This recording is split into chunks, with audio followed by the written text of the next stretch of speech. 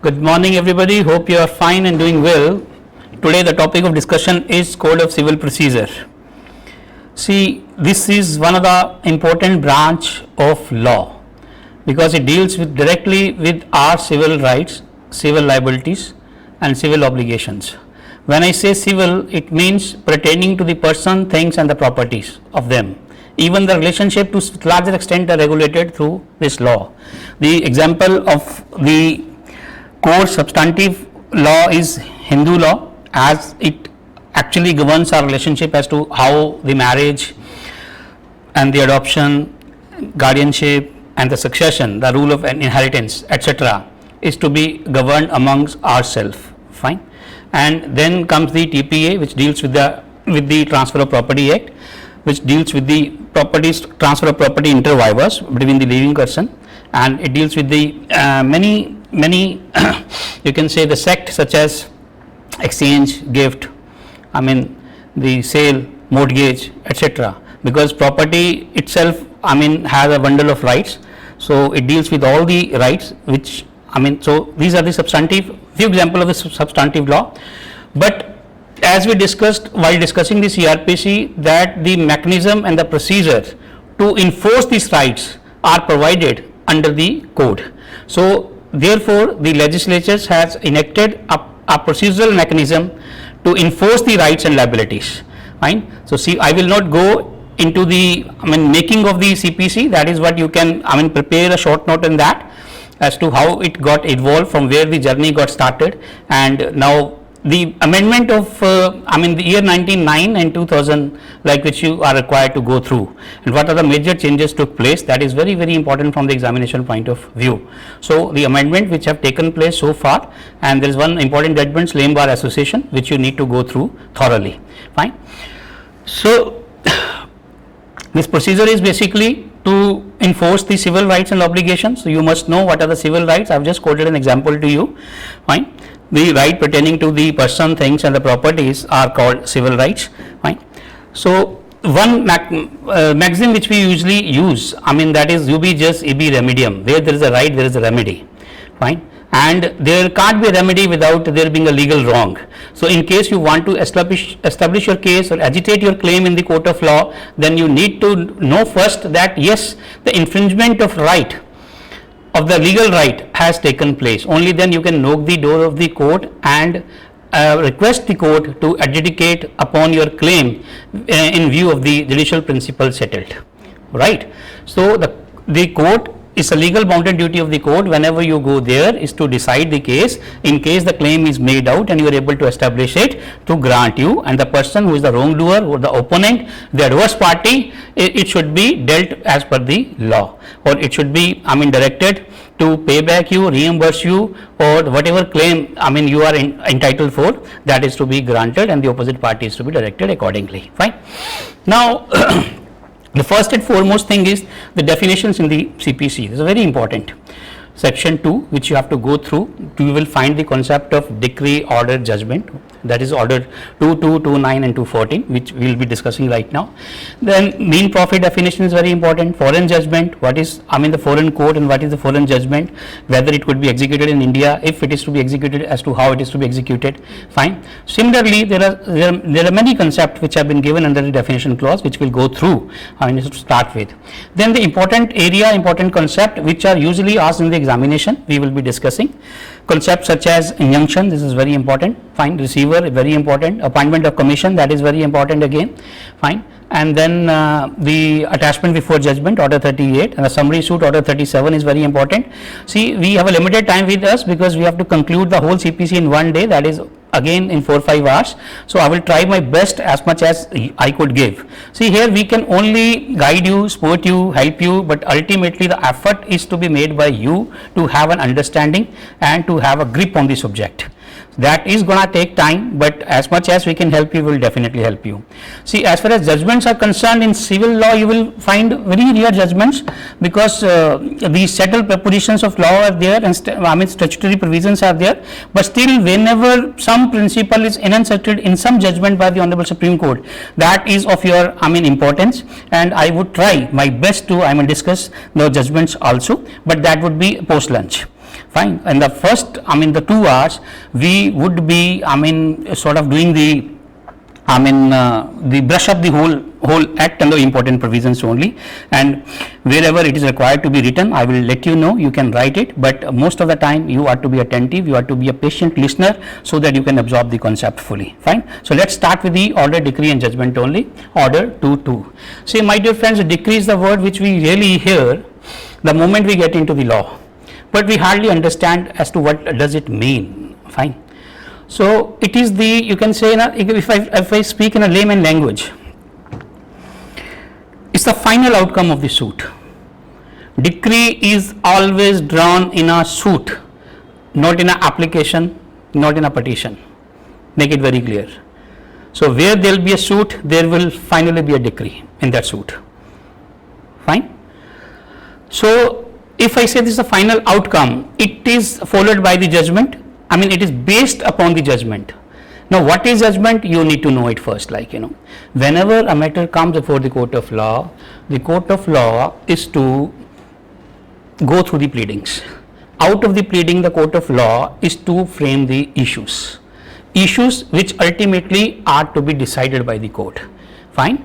So the controverted question of law, the pleading won by the plaintiff and the pleading by the defendant, both are to be weighed, and then the issues are to be framed accordingly. Once the issues are framed, then the evidence is to be sought on those issues.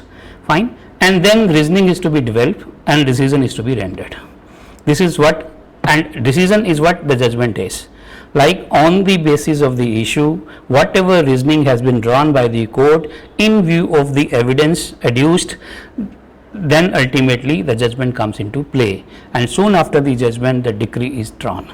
Fine. So we will go to the provisions quickly. What are the provisions which deals with the judgment or the decree?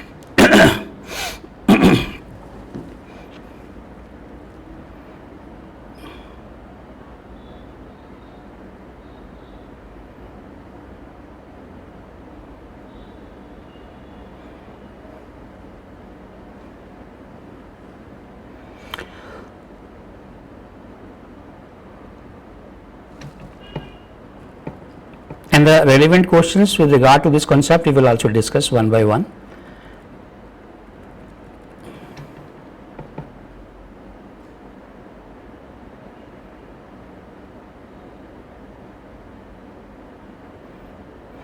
Section 2, subsection 2 of the Code of Civil Procedure deals with the decree. As I said, that is based upon the judgment, is followed by the judgment. Now you need to understand two terms which would actually differentiate the difference between the order and the decree, and it would, for all intent and purpose and for all time to come, would remove your all the doubts. Fine. Formal expression of an adjudication. Now the decree says it is a formal expression of an adjudication, whereas if you read the definition of order, it's a formal expression of a decision. Fine. So decree is a formal expression of an adjudication. You need to understand the meaning of adjudication here. Adjudication which takes place through a judicial process. The judicial process, we always say, wherein the evidence is appreciated. If some case is referred to you to decide, some family matter is referred to you, you are not adopting to the judicial principle, judicial ethics, you are not applying the legal provisions, you are not asking for furnishing the evidence before you, and you are not appreciating the evidence. It means even if you are deciding, but it is not a judicial process, it is not an adjudication. Whereas in a court of law, one is required to follow the settled judicial principle, in view of the provisions of the law, within the conformity of law, you have to decide something. So here we can say that the court, whatever process is adopted to decide the matter, we will say that adjudication is being made by the court. Fine. So formal expression here means, word formal means it has to be in writing, signed, sealed and stamped, and whatever the rules are prescribed to comply with, in order to pass it, it should be passed. Therefore we say it is formal. Fine. Informal expression could be anything, like, if I'm verbally saying something to somebody, that means it is an informal. But if I'm writing and putting it down, signing and sealing it as per the prescribed procedure, then it will be said that it is a formal expression. Fine. So each and every term which has been embodied while enacting the provision, you being a student of law should know the meaning of it very clearly. Then only you can say that you will be, the well versed, and you will be having a command on the law, and you can really, establish a huge difference. So here two terms, one line which we haven't understood so far, but over a period of time, now the senses have prevailed, and we could come to know, and I can share it right now with you, that formal expression, the meaning is that formally expressed as I described, and adjudication means judicial process as in view of the judicial principle or the legal provisions adopted by the court to decide the matter. Fine. So it's a formal expression of an adjudication which, what does it do? It conclusively determines the rights of the party, fine, with regard to the matter in controversy. So अगर आपका जो right है वो finally determine करती है court, ठीक है, bye way of formal expression and by way of judicial process, then the ultimate outcome would be called a decree. I hope now I have been able to clarify. Now if we come to the order, it's a formal expression of a decision. Now in one particular suit there could be hundreds, thousands of orders.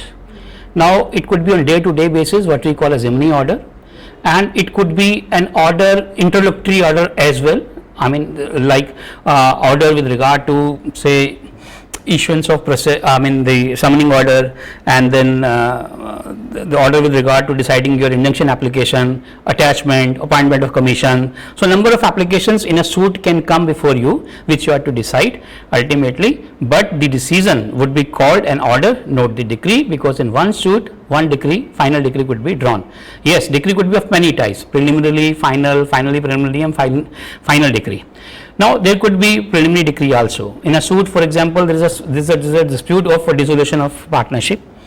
Partners comes and ultimately the decision is rendered that it should be dissolved.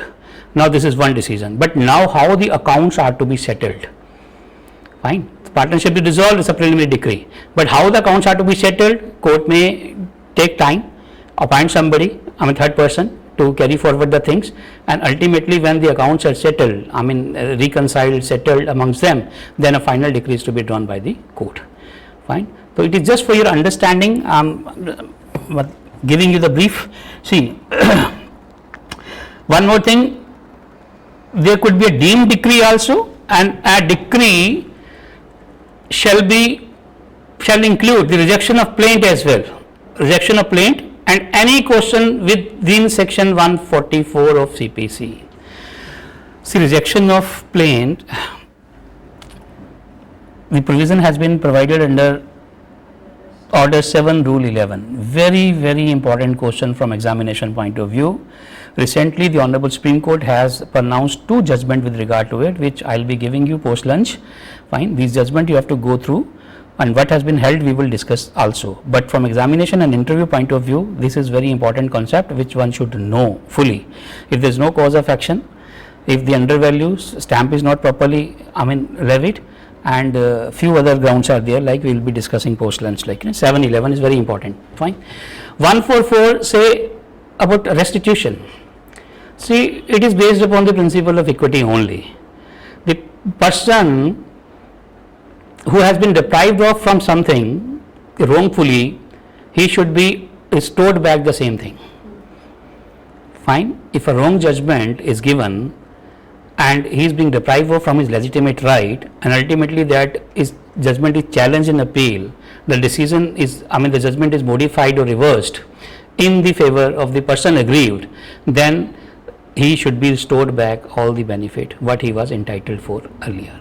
So restitution is that only. Fine. So we will also see the other relevant provision with regard to the restitutions.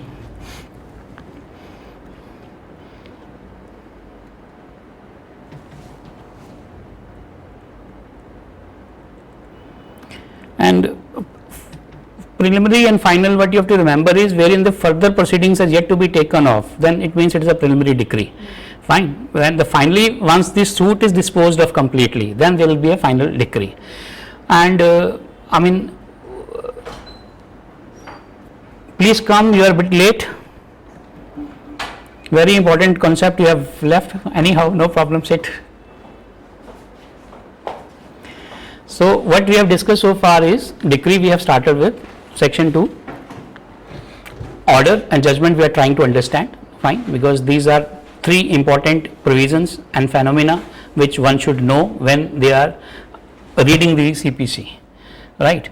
So preliminary decree and final decree, the difference we have understood so far.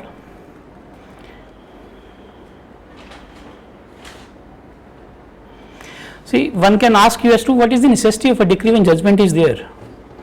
I ask you, what is the necessity of a decree? So it is in a form of a certificate which is easier to execute, and the executing court can easily understand the judgment without going into the details and the reasons. You have bare act of CPC? Yes, sir. Read out section 96 subsection 2.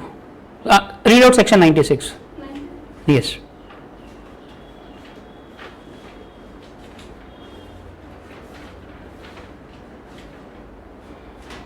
I hope I am audible to the online friends like who have joined us. I welcome you once again on this platform. Yes, yesterday there was due to technicality some disruption took place. उसकी वजह से आप लोग जो lecture पूरा नहीं देख पाए, but we have uploaded the lecture on the YouTube. So I will request you to kindly go through the lecture because it was very important and significant from your pre-point of view, those who have been preparing for civil services. Otherwise, it was very relevant for those who are into practice or who are into in the preparation of the advanced exams. So will you please read it? Why don't you come forward, like you said that I was not audible on that day. आगे आ जाओ थोड़ा. Fan? नहीं, there are 2 ACs working. Anyhow, पढ़ना ये 96. Section 96. Appeal from original decree. Same subsection 1. Same where. Take a pause. Appeal from your original decree. Therefore, it's a decree which is appealable, not the judgment. Section 96 says so. That is the importance and relevance of decree. Understand now? Got my point? This is what I wanted to actually highlight here. Or moreover, it is indispensable and absolute requisite. The way you said, the crux of the matter. In one go, like one could come to know as to what has happened in this case. Fine. You need not to go through the whole judgments. You just go to the crux first. Fine. And it is at most required because it is challengeable. It is appealable. Fine. This is first appeal we are reading, 96, right? Now, if the decree is absent, then appeal cannot be put into motion because it is only the decree which is appealable. Mark this thing, like it's very important, right? Sir, I have a question. Ji. Sir, एक statement है, a decree follows the judgment. So, sir, can you explain it? We have already discussed it. Actually, you are a bit late now. I'll take this question during lunch. Oh, This is what I have explained earlier. Therefore, today you are late and you are required to suffer. Wait, I will clarify it. Fine. See, we were discussing order, judgment, and decree. Now, what judgment is basically? You are a judge. You are to decide a case. First of all, you will see the facts of the case. Then you will frame the issue. After framing the issue, you will ask to furnish the evidence to you. Evidence would come, you will weigh it. You will give the reasoning. Fine. You will observe something. You will give the reasoning. Now, after the reasoning, you are ultimately to extract the ratio, what we call a ratio decidendi in a judgment. Fine. And then ultimately the claim, whether to reject it or whether to allow it or whether to dismiss it or whether to keep it, whatever you have to do with that. Fine. So, if you will pronounce a judgment, then after the judgment decree would follow. Now, you need to write. I said that wherever you need to write something, fine, for your reference, the order 20 rule 6a, decree shall be drawn within 15 days of the judgment. ये आपका question है अभी, समझे Bakshi? yes, sir. है ना? Within 15 days of the judgment. अब मान लीजिए आपने डिक्री ड्रॉ नहीं किया 15 दिन तक, Now, can appeal be preferred? Why? Reasoning.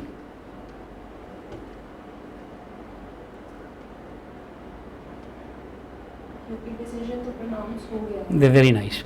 Decision has already been rendered. You cannot wait for the unreasonable time. If there is a delay on the part of the court, act of court should not cause harm. This is the maxim, this is the principle which acts behind it. Fine. If I am a sufferer, I am an aggrieved, I want to challenge, but court due to some reasons has not able to pronounce the decree, then I will be having a legitimate right to challenge it by way of appeal after 15 days. But order 20, rule 6A, which you have to remember, which mandates the court to draw a decree after the judgment within 15 days, right?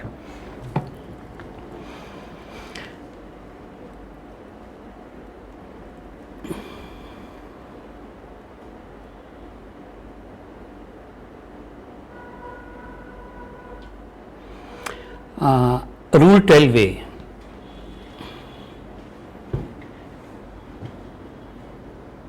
देखो कुछ एक ना special तरह के cases होते हैं, जैसे immovable property के रिगार्डिंग केसेस है तो उसमें आपको इमूवेबल प्रॉपर्टी की डिटेल फर्निश करनी होती है, इवन उसकी बाउंड्रीज भी फर्निश करनी होती है, उसका मैप भी आप एम्बेड करते हो, सो दैट कल को कोई क्योज एंड कन्फ्यूजन ना हो, स्टेक इज़ वेरी हाई, ठीक है।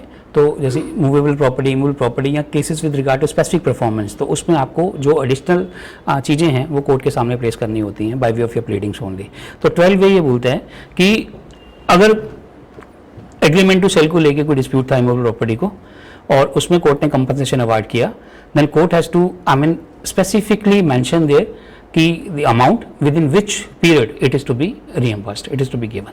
फाइन, तो ये इतना ही बोलता है, ठीक है। तो period within which the amount of money or other sum is to be paid by the purchaser or the lessee, that is what in 12A fine is mentioned in the judgment.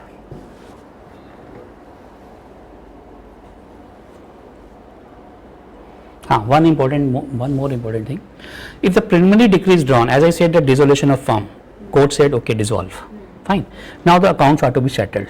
Now one of the person is aggrieved against the dissolution verdict, he did not challenge it. Now accounts have been settled, final decree has been pronounced. Now he will not be allowed to challenge the outcome of the preliminary decree. Fine, this is very important, you have to remember it. Fine. Why? Because in a way you will be re-agitating. मैंने बोला why जरूर देखा करो आप, ठीक है। In a way you will be re-agitating your claim. The court will not permit it. Fine. So one has to be vigilant when it comes to court. The court does not help the idle at all. You know, if you see that you are a sufferer and something is there, like which is yet to be decided by the court, you should come at the right point of time. It is for that reason, right?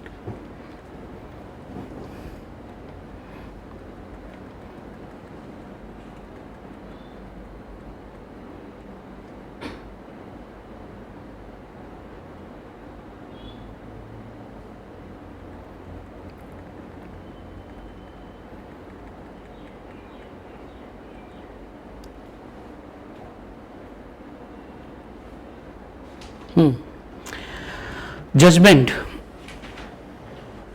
if it is not pronounced immediately, it must be pronounced within 30 days.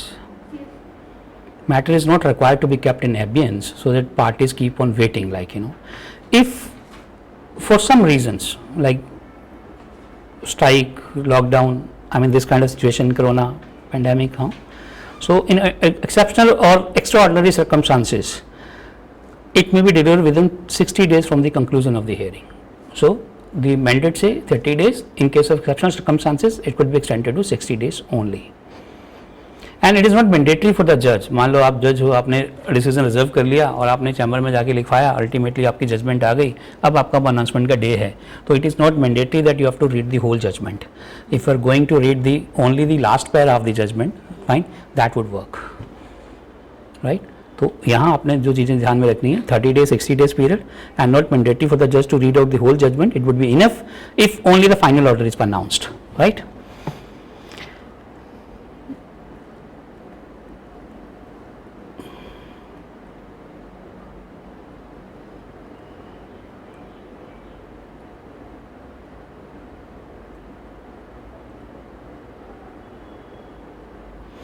एक चीज़ इसमें और लिखी, order 20 rule 2 लिखिए, बहुत important है ये.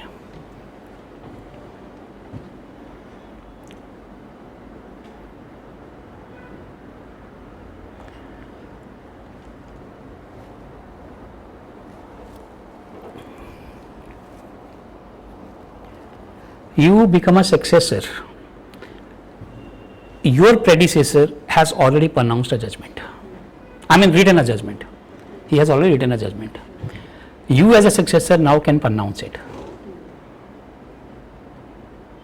Fine. The moment it is pronounced, the court becomes functus officio. No change, alteration, modifications can take place after that.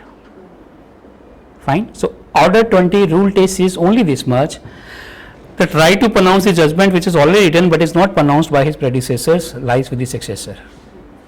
Okay. So, if it is already written but not pronounced, you can pronounce it. And earlier there was no time limit. Before 1976 amendment, there was no time limit to pass the judgment. Fine. So, it's amendment.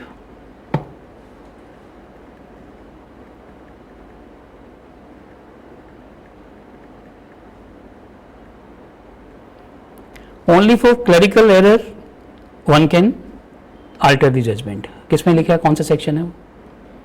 Clerical error. 42. Again, think again. You're somewhere near. See, to err is a human being. It could occur accidentally, error, omission could occur accidentally. Now, in order to cure it, the court says, take a reference of section 152 and get it cured. Okay.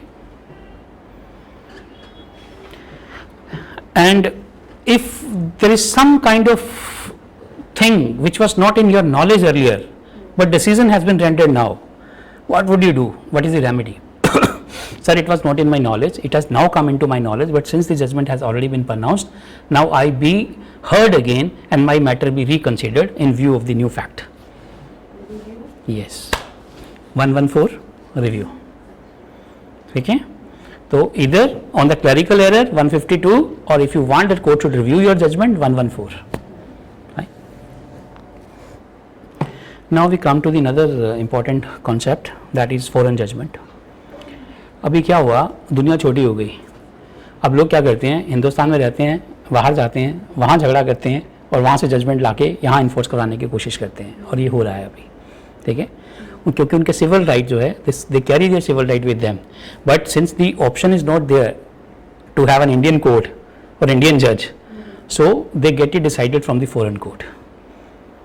तो therefore this phenomena is very important from examination point of view, that अगर foreign judgment है तो उसकी सेंक्टिटी, उसकी validity, उसकी genuineness and उसकी implication और उसकी इन्फोर्समेंट इन इंडिया कैसे होगा. ठीक है, तो 2-3 मिनट लगाएंगे इस पर, इसको समझने की कोशिश करेंगे व्हाट इट इज़. हाँ, तो उससे पहले आपको समझना है फॉरेन कोर्ट क्या है, कहाँ मेंशन है फॉरेन कोर्ट, क्या कहती है, क्या कहती है. Foreign court is any court which is situated outside of India and is not carried by the government. That's very good. My online friend, are you able to get it, or we should repeat it again, or you should refer to section 2 subsection 5. It says court situated outside India, India के बाहर, मतलब India की territory के बाहर, not establish और continued by the authority of the central government. Central government का उसमें कोई रोल नहीं है, ना तो उन्होंने उसको एस्टैब्लिश किया है और ना ही वो उसकी कंटिन्यूशन जो है सेंट्रल गवर्नमेंट की अथॉरिटी के साथ में है. फॉरेन जजमेंट वो जजमेंट है जो फॉरेन कोर्ट ने प्रोड्यूस किया है, 2(6) ये कहता है. Fine. Now we come to the nature and scope of the foreign judgment. See, हम लोग जो इंटरनेशनल लॉ के प्रिंसिपल और टेनेंट्स हैं, ठीक है, उससे बाउंड है. Fine. And we always encourage that there should be a less conflict, more harmony even amongst the nations, so that we could make this planet so beautiful and worth living. Understand? Fine. So therefore the values and the principle codified, laid down and enacted, we being a country are required to give them utmost importance. Fine. Keeping in view those principles only, the judgment pronounced by the foreign court is acceptable here, acknowledged here and given the full regard. It is not discarded, provided कहाँ पे जो judgement है वो conclusive नहीं है, उसकी कौन कौन सी ग्राउंड्स है, सेक्शन 13 में हम लोग पढ़ेंगे. ठीक है, सेक्शन 13 में हम लोग पढ़ेंगे. ठीक है, तो देखो अगेन मैं वही बोलता हूँ, कॉन्सेप्ट को समझना, एक रैशनल अप्रोच उसके लिए चाहिए। थोड़ा सा आपको अगर उसका ब्रीफ पता होगा, हिस्ट्री पता होगी, पर अपना माइंड लगाओगे यार फॉरेन जजमेंट क्यों हिंदुस्तान में, कैसे, तो जैसा मैंने शुरू में बताया आपको कि lot of Indians are staying there. मान लो 2 कंपनीज का कॉन्ट्रैक्ट हुआ, एक इंडियन है एक फॉरनर है, जैसे यूएस की कंपनी है, ठीक है, कॉन्ट्रैक्ट बना इंडिया में, ब्रीच हो गया यहाँ, ठीक है, और कॉन्सिक्वेंसेस होने हैं वहाँ पे क्योंकि पेमेंट आनी है वहाँ से ब्रीच ऑफ कॉन्ट्रैक्ट की। Now whether to sue here और वेदर टू सू देयर। तो हमने क्या पढ़ा अभी तक कि अभी हम आएंगे प्लेस ऑफ स्विंग पे, ठीक है, कि जहाँ कॉन्ट्रैक्ट हुआ कॉज ऑफ एक्शन, यहाँ ब्रीच हुआ कॉज ऑफ एक्शन, यहाँ डिफेंडेंट रिजाइड्स और carry on the business, fine, तो वहाँ भी हम लोग जो है वो सू कर सकते हैं उसको, ठीक है। अब मान लो कॉन्ट्रैक्ट वहाँ हुआ यूएसए में, तो अब कॉज ऑफ एक्शन वहाँ राइज हुआ, ब्रीच भी वहाँ हुई, तो अब आपको फॉरेन कोर्ट में जाना होगा। तो अब वहाँ की जजमेंट आप लाओगे इन्फोर्समेंट के लिए, और यूएस कंपनी की अगर प्रॉपर्टी इंडिया में है तो एग्जीक्यूशन के लिए आप यहाँ आओगे, इन्फोर्स यहाँ करोगे। तो इन्फोर्समेंट किस सेक्शन में होगी और कैसे होगी वो भी हम पढ़ेंगे 44A में, ठीक है। गुड यार, you are learned one, I am happy, my students are good.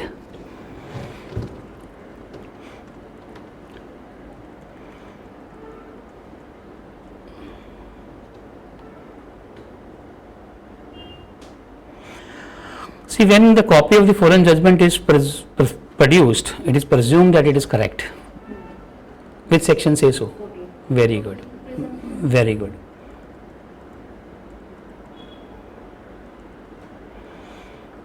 And A to F, the grounds you will find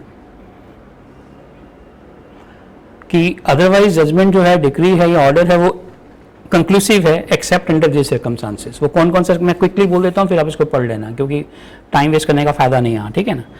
if it has not been pronounced by the court of competent jurisdiction, fine, तो court तो थी but उसका jurisdiction competent नहीं था। Jurisdiction हम पढ़ेंगे section 9 अभी, वो power and authority of the court to decide the matter, ठीक है। तो मान लो एक ऐसी कोर्ट ने फैसला दे दिया जो कॉम्पिटेंट ही नहीं थी, तो उसका डिसीजन इज नॉट बाइंडिंग, ठीक है। तो पहला तो ये है। दूसरा, if it has not been dealt on merit, ठीक है, कि आपने लिमिने में डिस्मिस कर दिया, उसको सुना ही नहीं, प्रॉपर एप्रिसिएशन नहीं हुई एविडेंस की, उस पर प्रॉपर आर्ग्यूमेंट नहीं हुए, ठीक है, तो वो अगर मैरिट पे नहीं है तो वो भी बाइंडिंग नहीं है, यहाँ कंक्लूसिव नहीं है, ठीक है।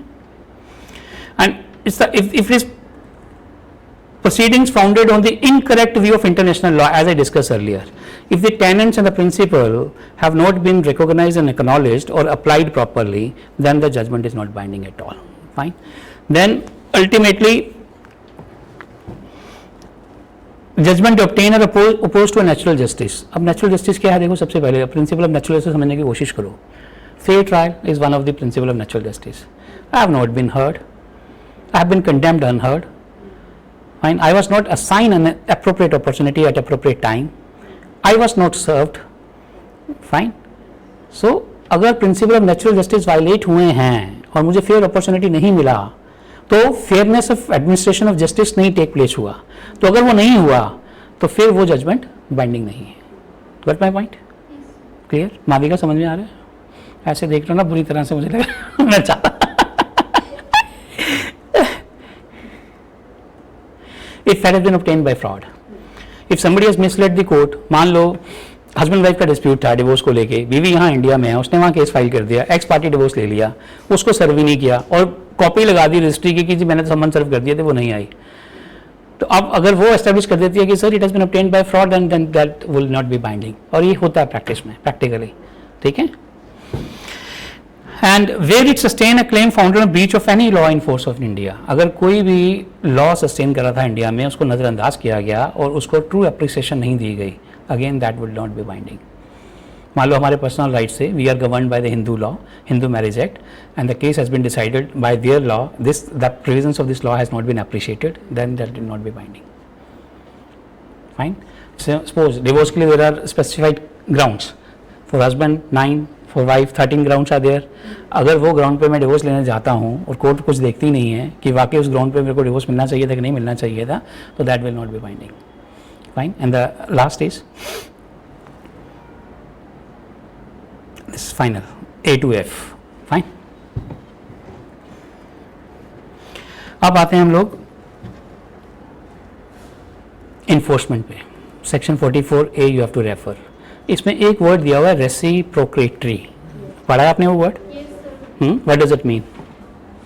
So which the government of India recognizes as a reciprocating territory. Very nice.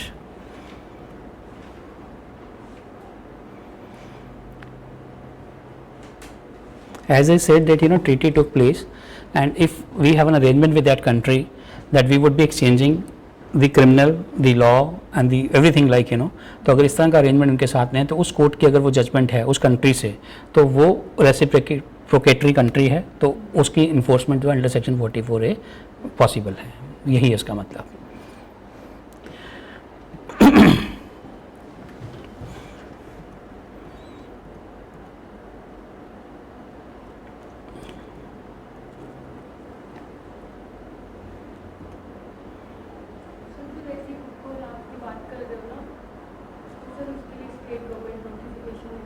Very nice, very good, very good. Yes yes. अभी अभी लास्ट करंट अफेयर का भी क्वेश्चन है कि यूनाइटेड शायद आई थिंक वो कंट्री है सऊदी अरब, वो मतलब वो बनाया रेसिप्रोकल की वो देती ये उसका क्वेश्चन है current affair. That's very nice. Malvika has said very good thing that central government notify as to the reciprocatory country. My online friends are required to note it down. It's a wonderful यार, मैं तो मुझे नहीं पता था आप इतने intelligent हो. So the reciprocatory country is to be notified by the central government, right? This is as simple as that. इसका मतलब you remain updated with the current news. That's good.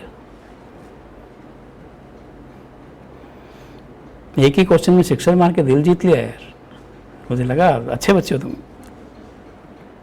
अब ये this you will never forget because we have discuss this way, है ना. तो हमारे mentor यही बोलते हैं ऐसे डिस्कस किया करो. पर चलो अभी टाइम हमारे पास उतना ही सही है, ठीक है. Okay, mean profit you all understand 212 what does it से? क्या है mean profit? Profit obtained by whom?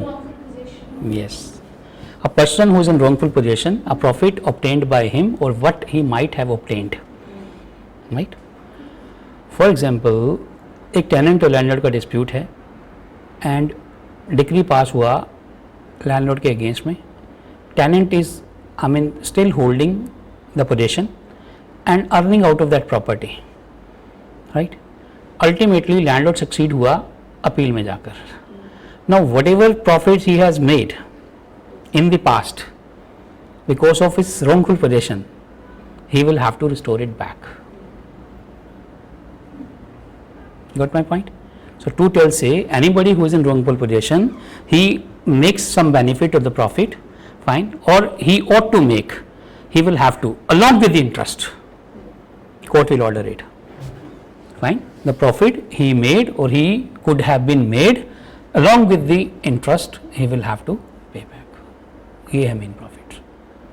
Important from pre point of view, और कॉन्सेप्ट पूछा जा सकता है आपसे.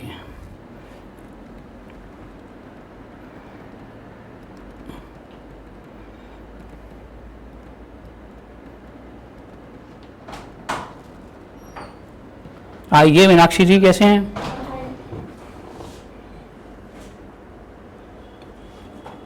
Okay, now we come to the core issue. These were the few important judgments. इसके अलावा आप सेक्शन 2 में कुछ समझना चाहते हैं तो बोल दीजिए, we will discuss it, then otherwise I'll come to the core issue.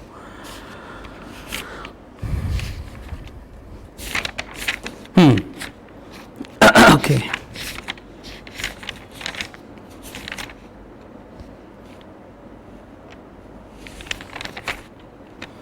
Section 6 talks about the pecuniary jurisdiction, 7 provincial of small courts, 9 presidency small courts, Section 9 jurisdiction.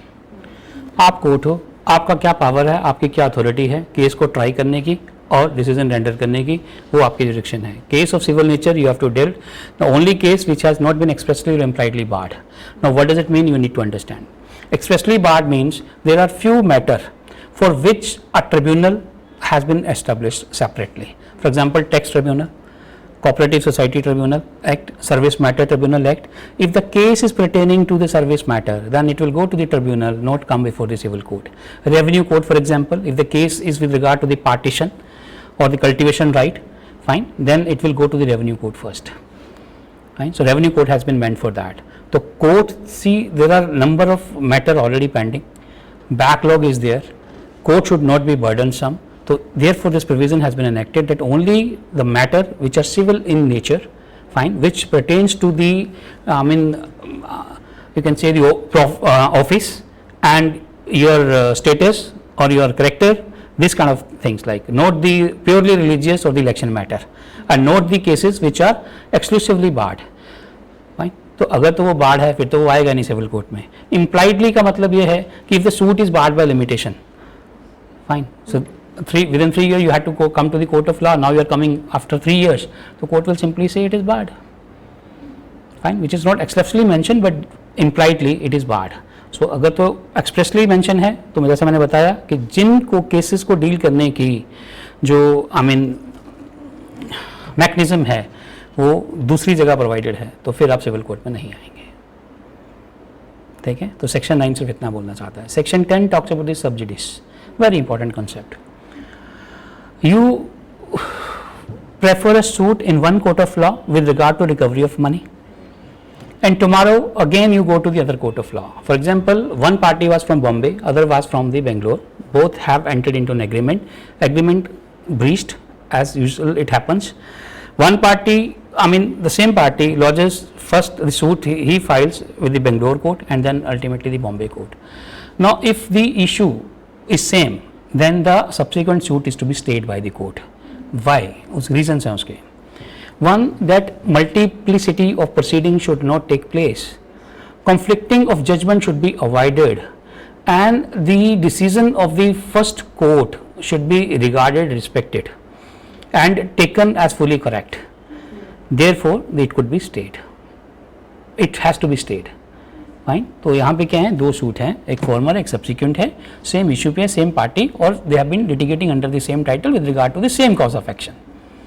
Same झगड़ा है उनका, तो सब्सिक्वेंट सूट जो है वो कोर्ट स्टे कर देगा. It could happen at any stage, किसी भी स्टेज पे हो सकता है. रीज़न मैंने बता दिए क्यों, ये रीजन्स हैं उसके. तो आपने सिंपली यही याद रखना है, there can't be two suit with regard to the one cause of action at two places. ठीक है, former will stay, subsequent would be stayed, former will remain continued. ये है 11, very important concept. People remain confuse as to res judicata. एक तो नाम बड़ा खतरनाक है इसका, नेम इज वेरी डेंजरस ना. Everybody get frightened by listening res judicata. ये कहाँ का वर्ड है? See, res means subject matter of the thing, judicata means decided upon. The things which has already been decided should not be re-agitated. Fine. Principle of public policy, equity, good conscience say so that one, आपने एक बंदे को try कर लिया, जैसा हमने 300 में पढ़ा डबल चौपाड़ी में, सेम प्रिंसिपल यहाँ ऑप्ट होता है कि आपने एक सूट में अगर आपने फैसला रेमिट कर दिया, मतलब एक रेंडर कर दी judgment on merit by the court of competent jurisdiction, यही इसके प्रिंसिपल्स मतलब कंडीशंस हैं कि it has to be from the competent court of jurisdiction, it should be on merit. Fine. So once you have rendered the judgment, then one should not be allowed to re-agitate the same claim again. Same title, same party, same thing. Should know. दोनों में फर्क क्या था? वहाँ पे suit pending था, यहाँ पे केस डिसाइड हो गया. मेजर डिफरेंस है. ठीक है. When you have to apply res judicata, you have to remember that previous suit has already been decided on merit by the court of competent jurisdiction, whereas in case of sub judice, matter is still pending. It has not been disposed of completely. Right? So, res judicata simply means to prevent the multiplicity of litigation. One should not be vexed twice for the same cause. The same principle which you opted in 322, 20 subclause 2 of clause 2 of Constitution, article 22, 300 and this. Fine. So you have to correlate here. Then again, it is expedient in the interest of justice that there should be an end to litigation. क्यों? See, it is very dreadful, dangerous to the society. All affluent people would make misuse. They will make mockery of law.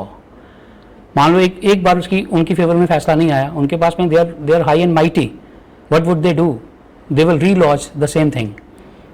Court भी काम पे लगी रही, बंदा भी सफ़र करता रहा, उसने जो फ्रूट नर्चर करना था उस डिक्री से उस जजमेंट से उसको आज तक नहीं मिला.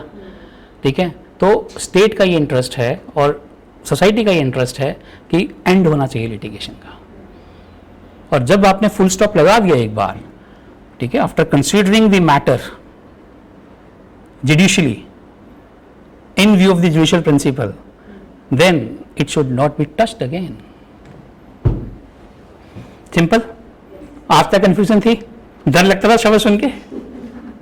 देखो एक चीज है कि आपको टैटोलॉजी नहीं सीखना है लॉ में, क्लैरिटी मस्ट। हम तोते नहीं बनना चाहते। जब इसको दौड़ाओगे और सोचोगे कि यार हाँ इसके पीछे तो लॉजिक है, सिंपल है, nothing should be allowed which is oppose to public policy, which is not acceptable to the tenant of what you can say equity, good faith and conscience. ऐसा कुछ होना ही नहीं चाहिए। Nobody should be prejudiced, nobody should be suppressed and nobody should be exploited for the sake of unwanted and uncalled for litigation. तो जो unwanted uncalled for litigation है उसके ऊपर मैं फुल स्टॉप अगर लगा दिया। फिर तीसरी बात है कि कोर्ट की जजमेंट को रिस्पेक्ट करो यार। आप खुद गए थे अपनी चॉइस से और जब कोर्ट ने एक बार फैसला दे दिया तो now please enough is enough, समझे? तो therefore this principle was it. Section 11(4) what is that? Constructive res judicata means that all the matters that are directly and substantially in issue should be agitated in one suit in itself. There should not be more than one suits regarding the same cause of action by breaking up different points of litigation. Directly and substantially an issue. What does it mean directly? Very closely linked, that they are all of them are arising out of the same title and the same cause of action. Or substantially? Substantially means legally valid. सोचो,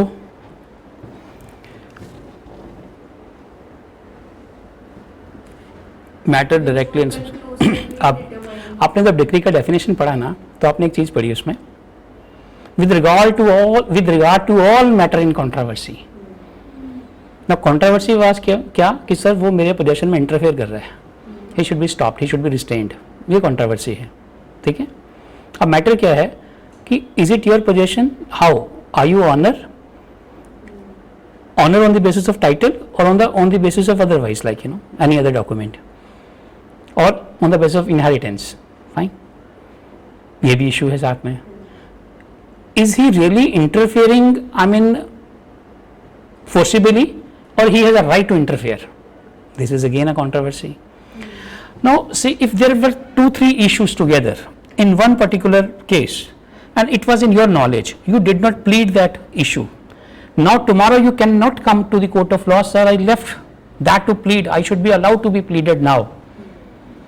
Court say no, constructive res judicata applies upon you.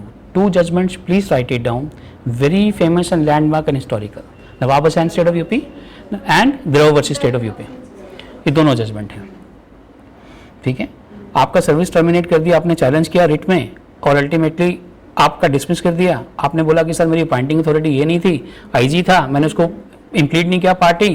Court बोलेगी no sorry, it was in your knowledge, constructive. Got my point? ये दोनों judgement हैं इसी पे, ठीक है।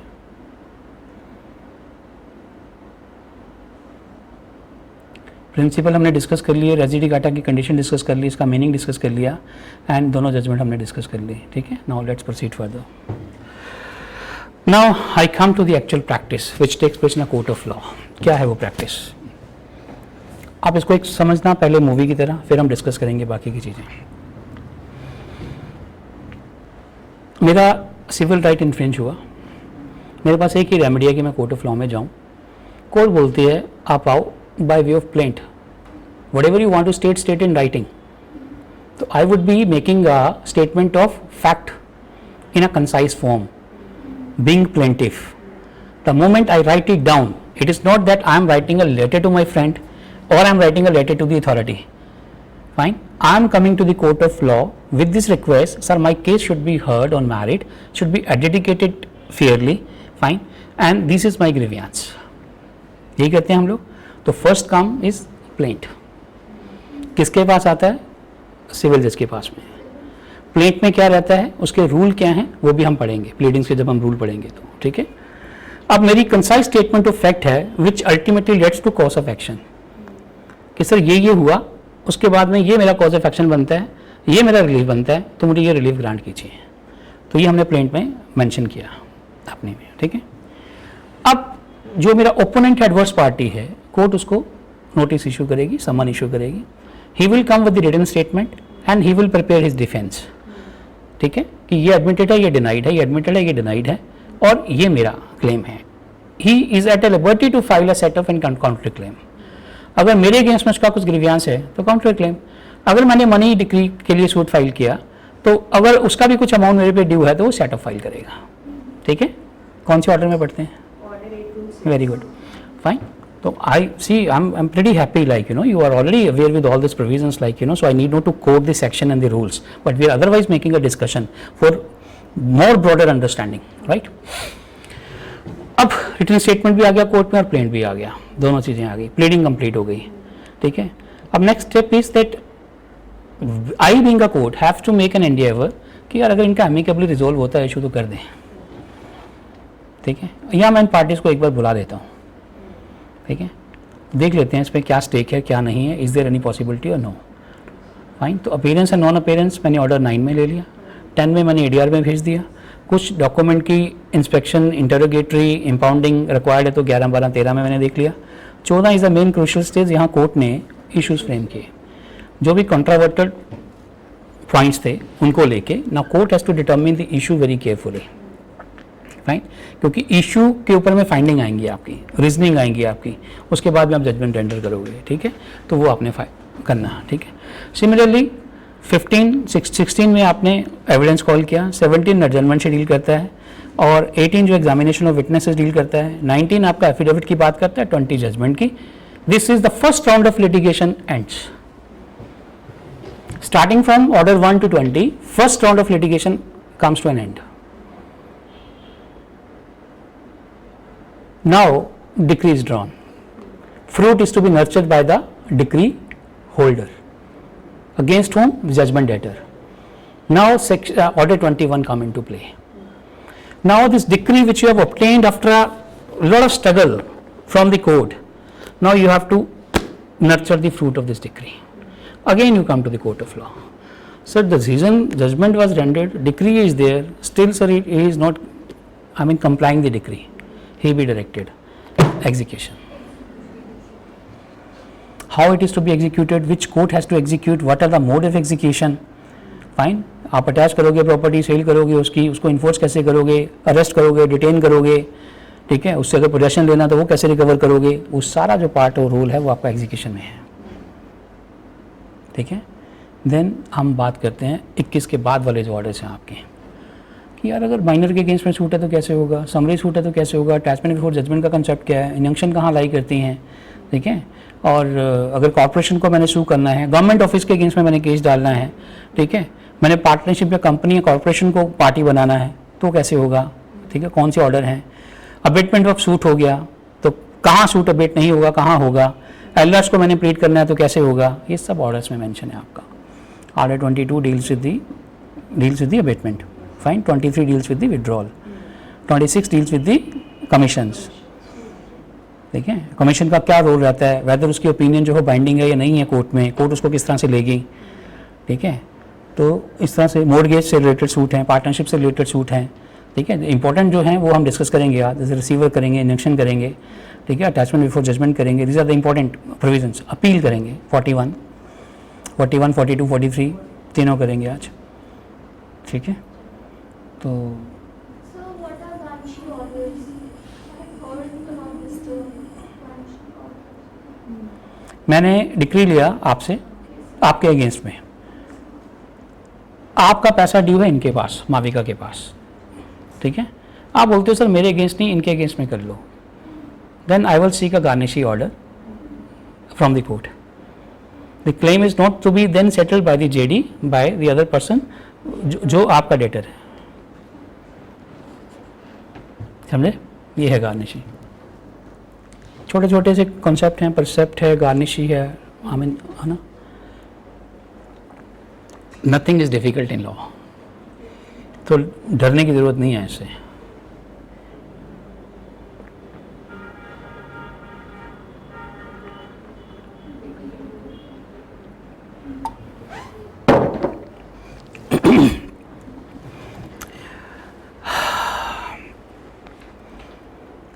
अच्छा, प्लेडिंग को लेके आप थोड़ा सा एक रूल जो इंपॉर्टेंट है वो नोट कर लीजिए.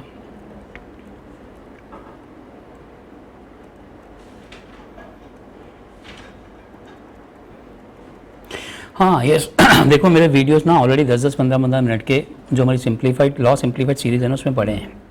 प्लेंट और अमेंडमेंट ऑफ प्लेंट को लेके है, रिजेक्शन ऑफ प्लेंट को लेके है. वो I would recommend everybody, suggest everybody to go through those videos. ठीक है, जो आपको अपने मतलब के इंपॉर्टेंट पॉइंट लिखते हैं वो चाक इट डाउन.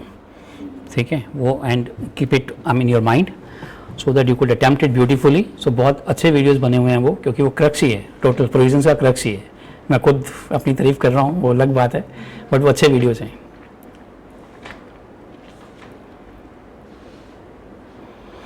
आप ये लिखिए क्विकली जो लिखने वाली चीज़ है.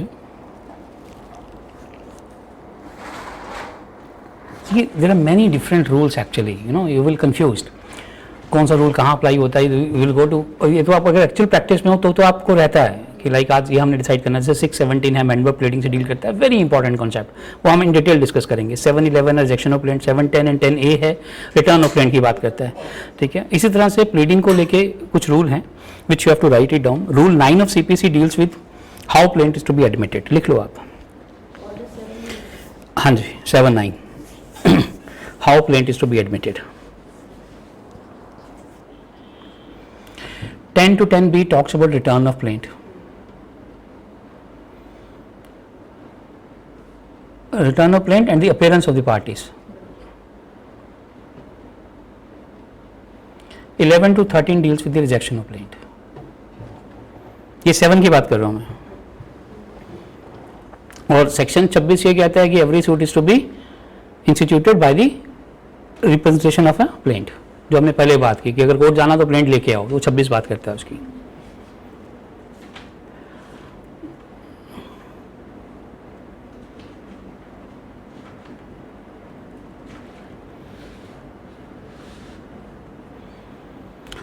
और 1 to 8 ये डील करता है what should contain in a plaint. Evidence और लॉ आपने नहीं रखना है उसमें. It has to fact it है ना, नेम ऑफ द पार्टीज आप लिख लो. 1 to 8 deals with the content of the plaint. Court का नाम आएगा, नेम, रेजिडेंस और डिस्क्रिप्शन ऑफ द डिफेंडेंट आएगा, फाइन, वो सब इसमें आएगा. यस, कॉज ऑफ एक्शन तो मस्ट है. देखो, limitation, jurisdiction, court fee, cause of action and then ultimately आपका प्रेयर क्लॉज. आप क्लेम क्या मांग रहे हो कोर्ट से, फैक्ट्स के अलावा. Facts, cause of action, para with regard to the limitation and jurisdiction of the court, and then court fees that it has been properly valued and this has been assessed and deposited. ठीक है, and then उसके बाद में आपका prayer clause आएगा, claim. ठीक है,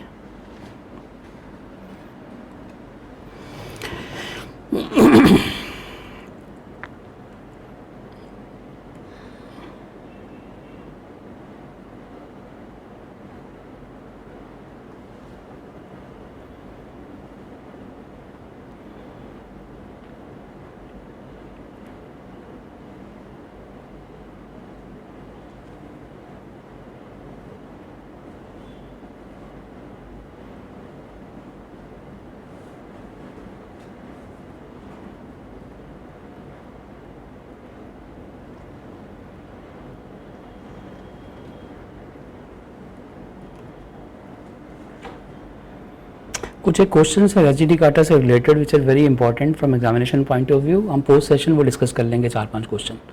ठीक है, कौन कौन से क्वेश्चन बनते हैं, जैसे को प्लेंटिफ को डिफेंडेंट पे एप्लीकेबल, एग्जीक्यूशन पे है या नहीं है ना, वो सब हम डिस्कस कर लेंगे.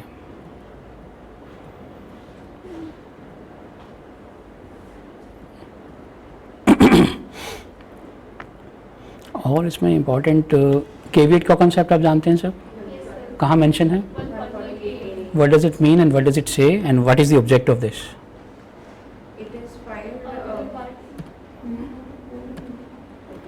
बोलिए बोलिए, come on. It is filed by a party, so in anticipation of any suit which would be filed against him.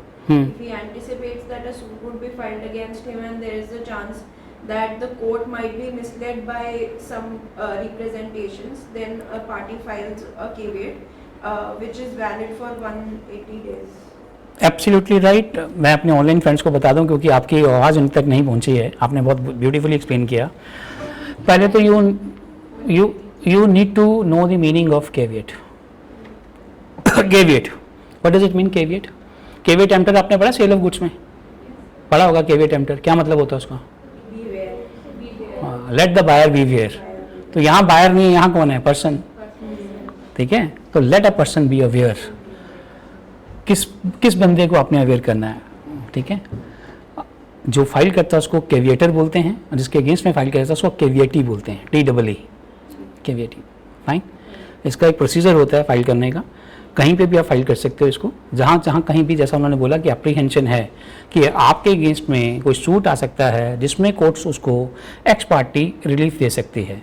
तो मैं ये कोर्ट को वार्न करता हूँ, बोलता हूँ बाय वे ऑफ केविएट कि sir without hearing me please no, nothing constructive should be done.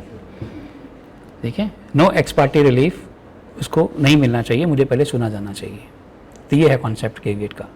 Just in order to protect the interest of the one against whom an adverse order could be passed, he can make a request, but he is to make aware the party concerned also. ठीक है, तो इसका एक process है। 148 deal करता है इसके साथ में, और आपका जो है कि it remains operative for 90 days, I suppose 90 days instead of 180, 90 days. ठीक है, after 90 days if you feel so you can relaunch again.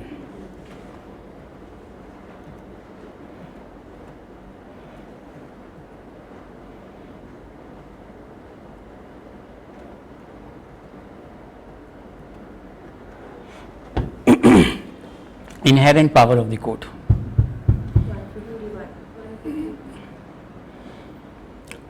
Enlargement of time.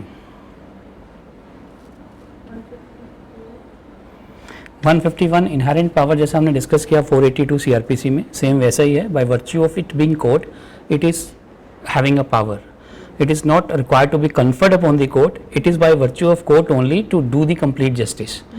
ठीक है, because ultimately the aim, the object of the court is to impart the justice, render the justice fairly. So in order to do the complete justice where the provisions are silent, statutory provisions are silent, and court has no other way except to exercise this power, the court will exercise this power, inherent in nature. ठीक है, आपको एक बड़ा important case इसमें याद आ रहा है मुझे,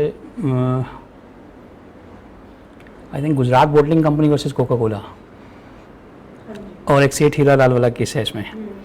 ठीक है, 39(1)(2) इंजंक्शन। यूजली क्या, मैं प्लेंटिफ हूँ, मैं इंजंक्शन सीख करता हूँ। अब क्वेश्चन आया कि क्या डिफेंडेंट इंजंक्शन सीख कर सकता है, ये क्वेश्चन था। ठीक है, so court has to do the complete justice, anybody can seek the injunction whosoever is being subjected to hardship. किसी को भी अगर कोई तकलीफ है, दुख है, तो कोर्ट को बोल सकता है कि सर ये मेरा है, इसको करिए, देखिए। ठीक है, तो अगर मुझे हार्डशिप आज कॉज हो रहा है तो मैं चला जाता हूँ, even if I am a defendant. तो in order for that 151 could be invoked. ठीक है, although statutory provision is still there, 39(1)(2) is there, but still you can invoke 151. Court can exercise the power. Fine. जहाँ मतलब देखो इतनी contingencies हो जाती हैं एक सूट में, जब आप ट्राई करते हो, you can't imagine each and every situation, you can't prejudge things, you know, so anything could happen. Now, if something of that sort is happen for which there is no, protection provided, then to do the complete justice, 151, to prevent the misuse of the law, to render the justice effectively, and to protect the interest of the parties concerned, court can do the complete justice and invoke 151. This questions could be asked to you in interview. Do civil court have any remedy to do the complete justice? For any provision, so therein you have to quote this. ठीक है, court is not a mock spectator. Court has authority, court has power. ठीक ना, you are the guardian, you are the protector. Now तो यहाँ तक बोल दिया supreme court ने कि फंडामेंटल राइट पे प्रोटेक्ट कर सकते हो, आपको केस मिलेगा. Even the civil court can, protect the fundamental right. It is not that the only the Supreme Court, the High Court is the guardian. Even you can protect. ठीक है, तो in order to do the complete justice, this is the most important tool with which the concerned civil judge has been empowered.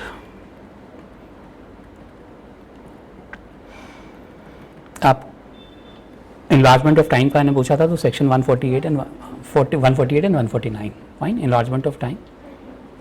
150 deals with the transfer of the business, इसको छोड़ दो, important नहीं है. 151 inherent power. 152, 153 and 153A, this deals with the amendment of judgment जो हमने पढ़ा, alteration, ठीक है, on account of clerical error. बस ये इंपॉर्टेंट है यहाँ तक, ठीक है.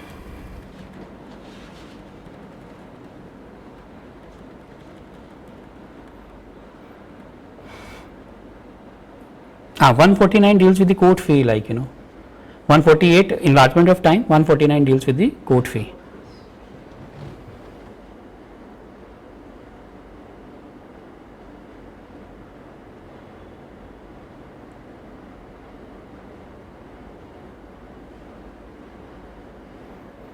इसमें क्या है कि if somebody is not able to pay the full fee, court has come to know that उसने नहीं लगाया, तो कोर्ट बोल सकती है कि ठीक है बाद में करवा देना. तो ये एक प्रेरोगेटिव है कोर्ट का, to give the relaxation and all.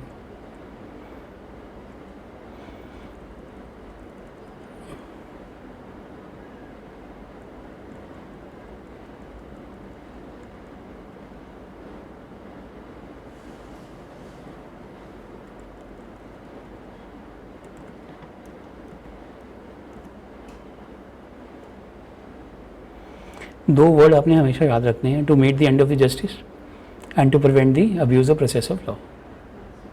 ठीक है.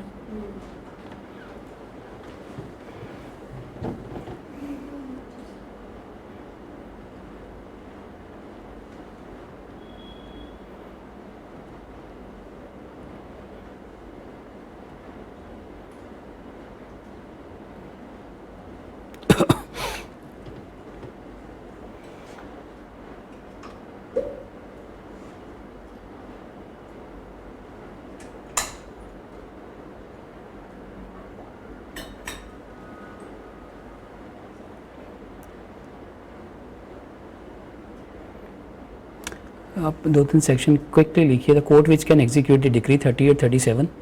38 मैं बताता हूँ क्या है.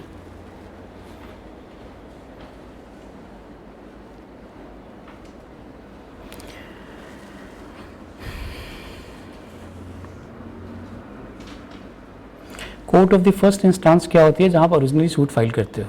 ठीक है. So decree could be executed by the court of the first instance. मान लो आपके फेवर में डिक्री हुआ, एडवर्स पार्टी अपील में चला गया, अगेन वो अफर्म हो गया आपके वाला डिसीजन, या उसके फेवर में हो गया, अभी रिवर्स होगी फाइंडिंग.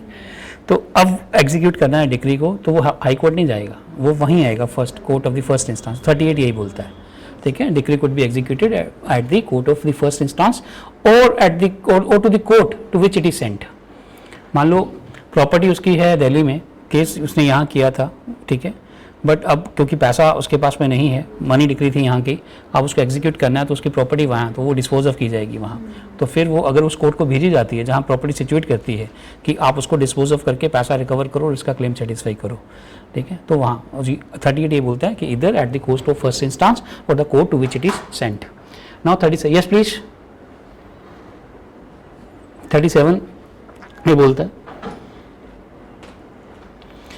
enabling provision है, वो भी यही बोलती है to object is to recover the fruit of the decree only. ठीक है. तो ये दोनों आपने इकट्ठे ही पढ़ने हैं.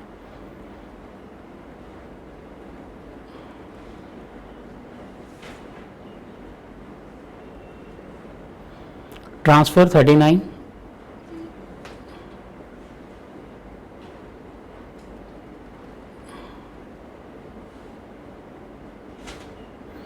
Now the question is that can it be sent on its own by the court or the parties are required to make a request कि sir my execution application be proceeding be transferred to some other court. तो 39 में court is empowered to, but court can do it suo motu also. 39(2) ये बोलता है, लिख लो आप. It could be done suo motu also. –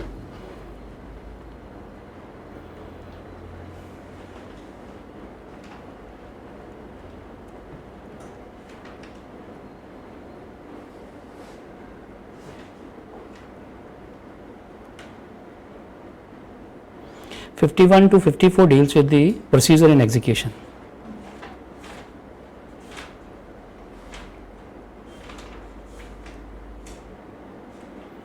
(51) simply बोलता है कि court can execute it, application could be made it in oral और in writing. एक अभी जजमेंट आई है लेटेस्ट, मुझे याद करवाना, मैं दूंगा आपको कि क्या original certified copy execution proceeding में प्रोड्यूस करना जरूरी है जब आप एग्जीक्यूशन में जाते हो, तो answer is big no, because my matter is already in the knowledge. ठीक है, तो उसमें रीजनिंग क्या है we will see, but I will give you that judgment. अभी रिसेंट जजमेंट है वो। तो मोड ऑफ एग्जीक्यूशन वो जैसा हमने पहले डिस्कस किया, by delivery of any property, by attachment and sale, by arrest and detention, है ना, वो सब, by appointment of receiver.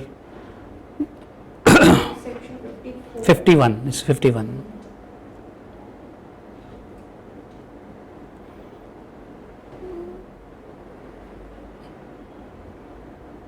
Decree is passed against the LRs. So the person is dead. Now LR are there. They used to be executed. तो जो property LR के पास में आई है तो उसके लिए वो लाइबल है, बाउंड है कि वो डिक्री को सेटिस्फाई करेंगे। Section 52।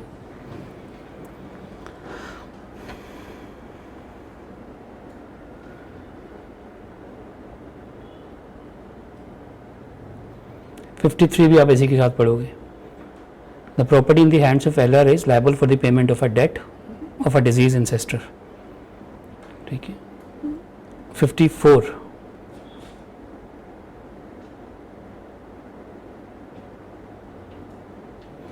if the decree has been passed with regard to the partition, fine, or separate possession, then the collector will demarcate it and he will get the partition done. That is 54. Fine. Yes.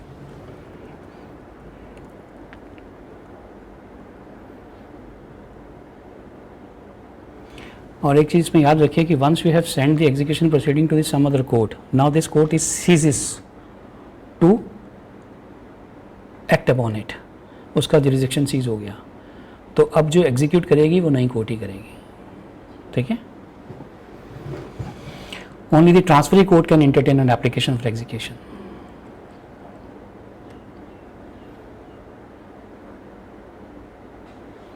Same power होंगी जो original executing court के पास में थी। कौन क्या बोलता है, order 21 rule 8 से so, same power. And section 39, section 39 is to be read with order 21 rule 8।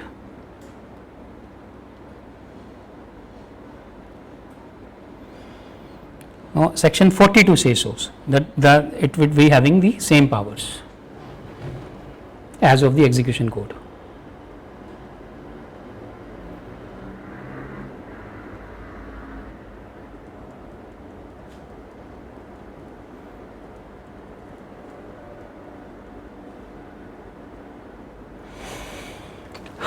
Post lunch हम लोग अभी स्टार्ट करेंगे प्लेस ऑफ सुइंग के साथ में। हमने पढ़ लिया अभी तक, रिजेक्शन पढ़ लिया, सब्सिडाइज पढ़ लिया, रेजिडी काटा पढ़ लिया, मेन प्रॉफिट हमने डिस्कस कर लिया, फॉरेन जजमेंट डिस्कस कर ली, और order decree and judgment discuss कर लिया, और कुछ important section provision with regard to execution we have discuss so far.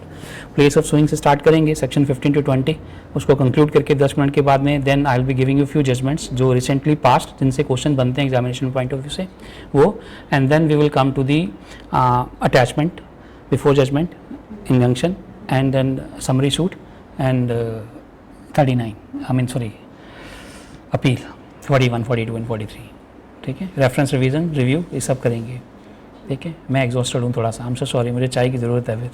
I am sorry online friends, you will have to, we will meet at 3 o'clock again, we'll discuss rest of the concepts, so I'm bit exhausted today, so we are finishing it half an hour before because it was to be continued till 1, but I'm so sorry for it.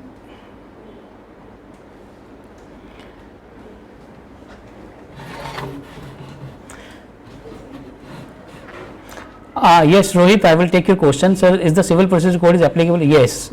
From 31st of October 2020 onward, the Kashmir is our territory. Every law of Indian territory is applicable there also. Sir, kindly explain cognizable offence as mentioned in section 149. Brajesh, we have already discussed it in the previous lecture. The link of that lecture has already been uploaded. This has been uploaded on YouTube. You can go and see it. No, section 149 or what? You have been asking about IPC or which provision, like, you know. You make your question clear, please.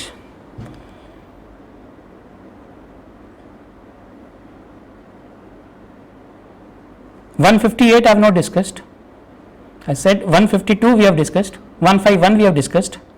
148 we have discussed, enlargement of time. Any other question, please, you can ask, or keep your question pending. We will be taking these questions post lunch. I will make you satisfied I'll try my best to answer all the queries. All the laws are applicable now, make it very clear, including the CPC. Thank you.